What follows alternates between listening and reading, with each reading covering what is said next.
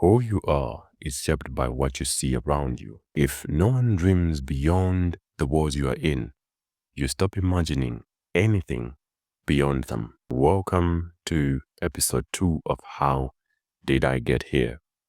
I'm Chibuye James Mwape, and today we're diving deep into a truth you've probably never considered before. Your environment shapes who you become. Well, let me be clear. It's not just about where you grew up. It's about the mindset that environment taught you, the values it instilled, the limits it placed around your imagination. In the last episode, we talked about identity, how we inherit versions of ourselves we never chose. But today, we are going a deeper, and we're asking, how did the environment you were raised in shape the way you see the world? And most importantly, how did it shape the way you see yourself? The first environment you grew up in was your mindset factory. And it didn't just teach you how to survive,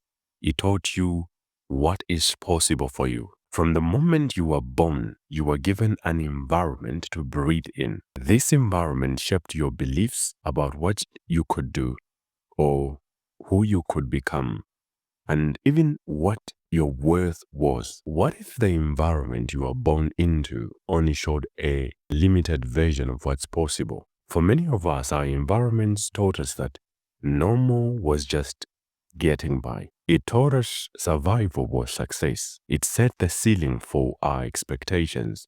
And we didn't only to question it. If no one in your family went to university, the thought of you going into might not have even crossed your mind. If no one you knew owned a business, starting one was never even an option. When you try to break out of that environment, hey, funny thing is, it starts to fight back. It resists you because it doesn't understand what you're trying to do. And that's when you realize that, okay, you are hitting an invisible ceiling. And you start to ask yourself, is there something wrong with me? Because, I'm just trying to make a living. I'm just trying to do something that I truly love. But how is it that everybody is now all of a sudden against it? Well, the truth is, there's nothing wrong with you. You just need to see things differently. Your first environment gave you a mindset, but it didn't give you a limitless vision. And that's where we start today, by expanding what's possible. Because if you can imagine it, you can create it. You see, I remember at one point, I never liked my voice. I really did not like it. Because when I hit puberty, my voice became deep. Okay, my voice was never like this. It was a normal voice.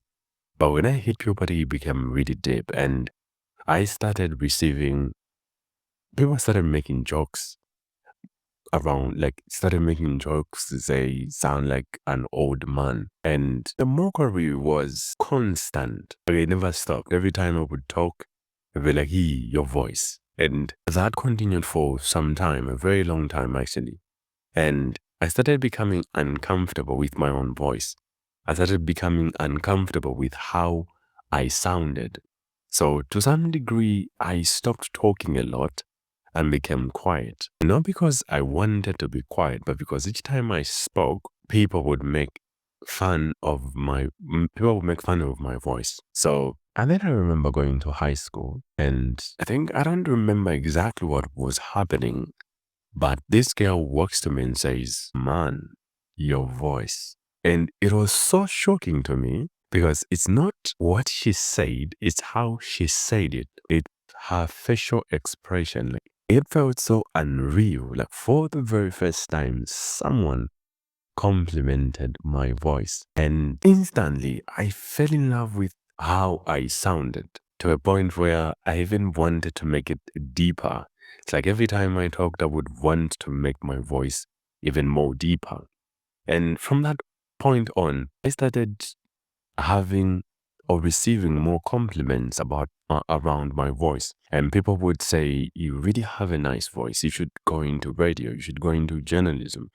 And those compliments just kept on coming. And what I realized, as I was preparing for this podcast is that environments really do play a major role in unleashing our potential. It can either shrink your potential, or it can propel you. My voice is the same, but I was in two different environments. One, it made fun of my voice to the point where I disliked my voice.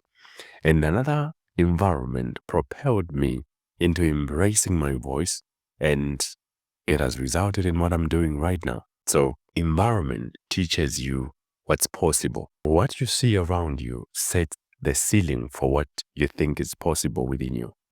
You can only dream at the level your environment allows you to imagine. If everyone around you is surviving, struggling just to get by, you start to believe that's the standard. If no one owns a business, you don't even consider entrepreneurship. If no one talks about healing, you think brokenness is just part of your life. It's not that you are lazy, it's the blueprint. You was limited. Your imagination was capped, not by your capacity, but by your exposure. There's something called psychological proximity, which simply means you believe what you repeatedly see. If you grew up in a community where no one went beyond certain levels, you start thinking that level is the ceiling. Some of us were raised in environments where no one left the country, no one owned property, no one spoke up in church or questioned authority. So even when we start to feel bigger sitting inside, a voice from the past whispers, people like us don't do that. In John chapter 1 verses 46, can anything come out of Nazareth? That's what they said about Jesus, because sometimes it's not who you are that holds you back. It's where you are from and what that place taught you was possible. Where you started is not where you have to stay. Jesus came from Nazareth, but he wasn't limited by it, and neither are you. Environments create protective mindset. You don't become guarded for no reason. Learned it was safer to protect than to express. When your environment feels unsafe, unpredictable, or unkind, you don't just react emotionally, you build mental armor.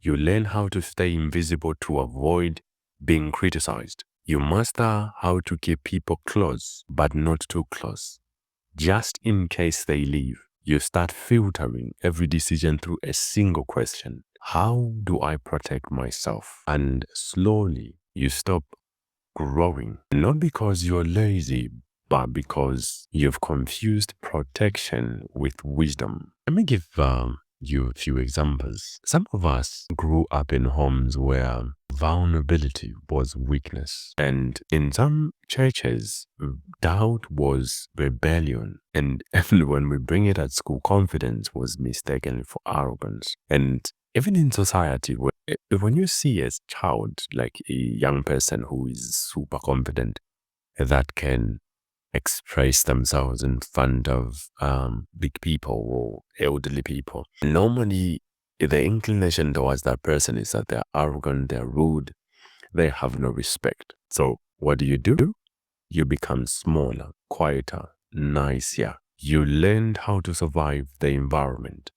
But in the process, you started silencing the parts of you that needed nature, no defense. And the danger with this protective mindsets is that they don't just guard you from harm, they also block your healing. They keep the pain in and growth out.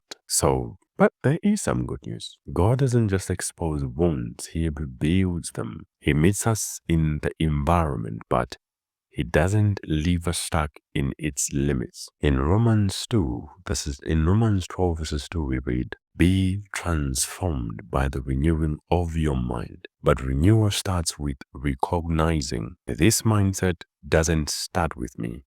It started in the environment I had to survive. True transformation begins when you stop asking, what's wrong with me? And start asking, what environment trained me to think this way? because you are allowed to outgrow the atmosphere that raised you. Honoring where you are from doesn't mean staying who you had to be there. Let me say this plainly. You are allowed to grow beyond what raised you. You are allowed to grow beyond what raised you. Some of us feel stuck, not because we lack wisdom, but because we feel guilty for wanting more than what our environment gives. You want to speak differently, think differently, and live differently. But then this little voice creeps in and says, so you think you're better than us now? No, you're not being arrogant. You're just awakening. You are realizing that survival is not the same as wholeness. Honoring your past doesn't mean being imprisoned by it. You can respect your upbringing and still reject some of its assumptions. You can love your community and still challenge what it normalized. Jesus himself grew up in a town that couldn't recognize his full identity. When he returned to Nazareth, they said, "Isn't this the carpenter's son?" See who he was becoming because they were stuck on who he had been. But he didn't shrink, he didn't succumb. He moved forward with purpose, even when the environment tried to hold him hostage to a past version of himself. And you too, and you must too. Your environment may have shaped you, but it doesn't get to define you. You are not disloyal for evolving. You are not rebellious for healing. You're not fake for wanting more. You're just remembering who you were before the atmosphere started editing you. And that's where freedom lives. You can't change what formed you until you name it. So how does environment shape who you become? Maybe it gave you values. Maybe it gave you fears. Maybe it gave you false limits and called them wisdom. But here's the truth. You're not crazy for how you think. You were conditioned. You didn't choose every mindset you carry. Some were downloaded through culture, family, school, or even religion. But once you become aware, you have a choice. You can either repeat the cycle or rewrite it. The gospel gives us this beautiful freedom. We are not just saved from sin, we are invited into transformation. Romans 12 verses 2 didn't say conform, it said be transformed by renewing your mind, which means unlearning some things you picked up in broken environments and relearning who you are in Christ Jesus. So here's the question I want to leave with you. What part of your mindset was formed in an environment you've now outgrown? And what would it look like to give yourself permission to evolve?